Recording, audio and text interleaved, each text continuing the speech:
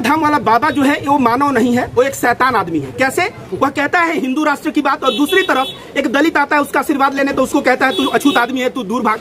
इसका मतलब क्या है? बिहार में आओ, अपना प्रवचन दो, जो पाठ पढ़ाना है पाठ पढ़ाओ, लेकिन वह पाठ प्रेम का होना चाहिए, सद्भाव का होना चाहिए। अगर तुम बिहार के नागरिकों को हिंदू मुस्लिम में बांटने का प्रयास किए तो बिहार सरकार तुमको बख्शेगी नहीं, क्योंकि बिहार का हर एक नागरिक जो है एक समान है, उसमें कोई अंतर नहीं है, चाहे वो किसी भी जाति, किसी भी धर्म और किसी भी जेंडर से क्यों न। लालू प्रसाद यादव का भाषण जिसमें कहता है कि इंसान ही नहीं रहेगा तो मंदिर में घंटा कौन बजाएगा, इंसान ही नहीं रहेगा तो मस्जिद में इबादत कौन करेगा, इंसान का रहना जरूरी है। अडवाणी जी अपना रथ वापस ले जाओ और नहीं तो मैं गिरफ्तार करके अंदर करूंगा। तो यह लालू यादव की भी भूमि है और नीतीश कुमार जैसे सेकुलर लोगों की भूमि है। साथियों, हमारे साथ एक बार फिर से मौजूद है रविकांत भारती जी, और आज हम इनसे चर्चा करने वाले हैं बिहार को लेकर के कि बिहार की राजनीति में काफ़ी ज़्यादा उथल पुथल होने वाला है और बिहार की राजनीति गरमाने वाली है, क्योंकि बागेश्वर धाम के महाराज बागेश्वर बाबा जो है वहाँ पहुँचने वाले हैं और वो हिंदू हृदय सम्राट अभी माने जा रहे हैं। वो दिव्य दरबार भी लगाते हैं और अपनी दिव्य शक्ति से लोगों का भविष्य तक बता देते हैं।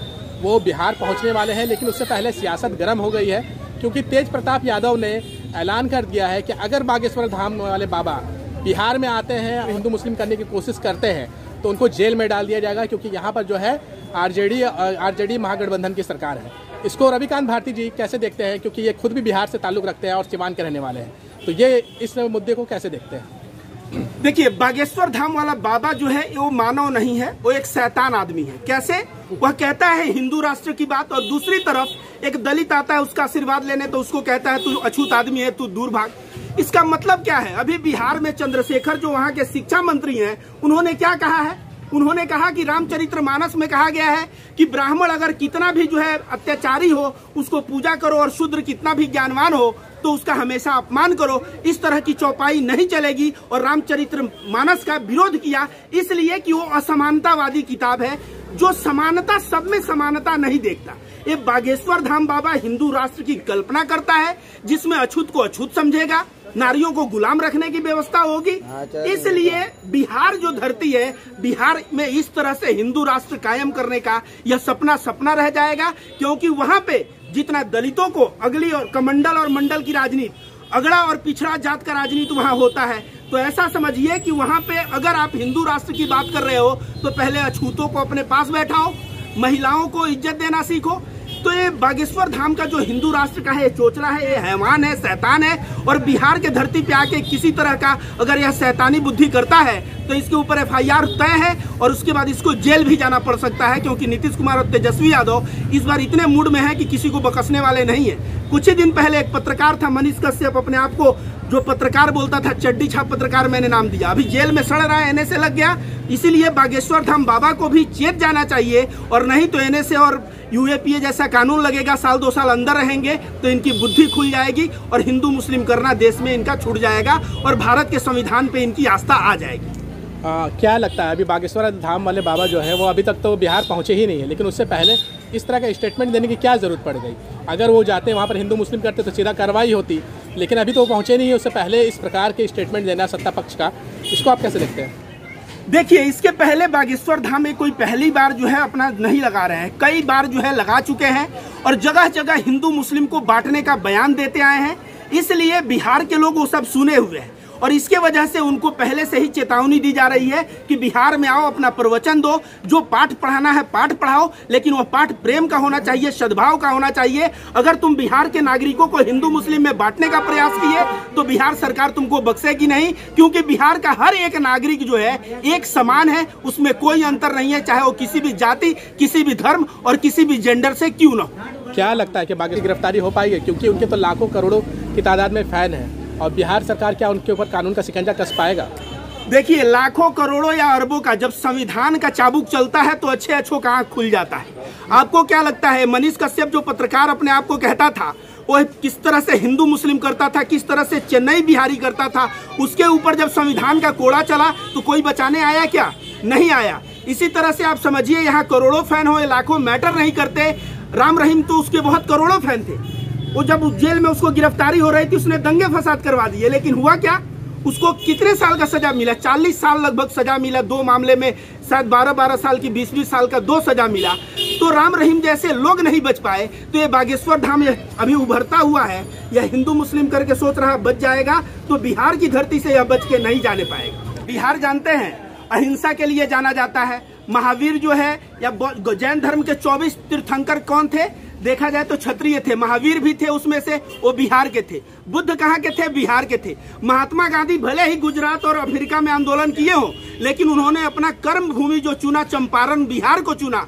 और बिहार में लालू प्रसाद यादव जैसा नेता था, याद है लालू प्रसाद यादव का भाषण, जिसमें कहता है कि इंसान ही नहीं रहेगा तो मंदिर में घंटा कौन बजाएगा, इंसान ही नहीं रहेगा तो मस्जिद में इबादत कौन करेगा, इंसान के रहना जरूरी है। अडवाणी जी अपना रथ वापस ले जाओ और नहीं तो मैं गिरफ्तार करके अंदर करूंगा। तो यह लालू यादव की भी भूमि है और नीतीश कुमार जैसे सेकुलर लोगों की भूमि है। तो याद रखिए, बिहार में बिल्कुल बजरंग दल और जो भी उग्र संगठन है वो बैन होंगे। और वहाँ जो है शुरू से शांति और प्रेम का संदेश का बिहार भूमि रहा है, वहाँ पे शांति और प्रेम स्थापित होगा। आप जो है आप उनका विरोध क्यों कर रहे हैं? जो राष्ट्रवादी लोग हैं उनका विरोध क्यों कर रहे हैं? बागेश्वर धाम वाले बाबा जो है देश को हिंदू राष्ट्र बनाना चाहते हैं, आप खुद को हिंदू बोलते हैं, फिर भी आप हिंदू राष्ट्र के समर्थन में नहीं है। पत्रकार महोदय, आपको राष्ट्रवाद और आतंकवाद का मतलब समझना होगा कि राष्ट्रवाद क्या है और आतंकवाद क्या है। कोई अगर हिंदू के नाम पे आतंकवादी गतिविधि करे तो मैं कह दूंगा वो अच्छा कर रहा है। कोई अगर मुसलमान आतंकवादी गतिविधि करता है इस्लाम के नाम पे, मोहम्मद साहब के नाम पे, तो क्या सारे मुसलमान उसके सपोर्ट में रहते हैं? ऐसा नहीं रहता है। वो लोग कहते हैं कि यह अल्लाह और मोहम्मद साहब का गलत इस्तेमाल हो रहा है। ठीक उसी तरह से मैं रविकांत भारती एक सच्चा और पक्का हिंदू हूँ, जो कहता हूँ हमारा धर्म ग्रंथ सिखाता है सर्वे भवन्तु सुखिनः, सर्वे सन्तु निरामया, सर्वे भद्राणि पश्यन्तु, माँ काचित् दुःख भाग् भवेत्। इसका मतलब होता है सभी लोग सुखमय रहें, सभी लोग निरोग रहें, दुख किसी के जीवन में न आए। तो क्या सभी लोगों में मुसलमान नहीं आते? तो जब सभी लोगों में मुसलमान आते हैं तो बागेश्वर धाम बाबा इसकी हिम्मत कैसे होती है कि यह जो है हिंदू मुसलमान को बांटने का प्रयास करता है? हमारा हिंदू धर्म कहता है वासुदेव कुटुंबकम, पूरी पृथ्वी एक परिवार। क्योंकि देश जो है ना किसी के बाप का जागीर नहीं है। हम लोग जन्म लिए हैं भारत में, एक पक्षी उड़ के पाकिस्तान अमेरिका जा सकता है, हम लोग को वीजा पासपोर्ट लगता है। तो कहीं ना कहीं ये गलत है। तो हमारा हिंदू धर्म कहता है देश नहीं होना चाहिए, वासुदेव कुटुंबकम, पूरा पृथ्वी एक परिवार। तो क्या उस परिवार में जो है मुसलमान नहीं आते? अमेरिका के लोग नहीं आते? कोरिया के लोग नहीं आते? पाकिस्तान के लोग नहीं आते? कि बांग्लादेश के लोग नहीं आते? कि इंग्लैंड के लोग नहीं आते? सभी जगह के लोग आते हैं। तो बागेश्वर धाम बाबा को मैं हिंदू धर्म से निकाल चुका हूँ, क्योंकि वह हिंदू नहीं है। और वह जो हिंदुत्व की बात करता है वह हिंदुत्व नहीं है, न वो हिंदू धर्म है, बल्कि वह राष्ट्रवाद भी नहीं है, वह आतंकवाद है। और ऐसे आतंकवादी मानसिकता को मैं रविकांत भारती एक सच्चा हिंदू होने के नाते हमेशा विरोध करता रहूँगा। कुछ लोग जो है बिहार में वो कह रहे हैं कि बागेश्वर धाम वाले बाबा को तो हर कोई जानता है, जबकि जो शिक्षा मंत्री हैं चंद्रशेखर, उनको कोई नहीं जानता। वो कैसे बागेश्वर धाम वाले बाबा के ऊपर जो है इस तरह की बातें कह सकते हैं कि अगर वो आते हैं तो उनको गिरफ्तार कर लिया जाएगा? देखिए, एक आतंकवादी को पूरा दुनिया जानता है, तो क्या आतंकवादी महान हो गया?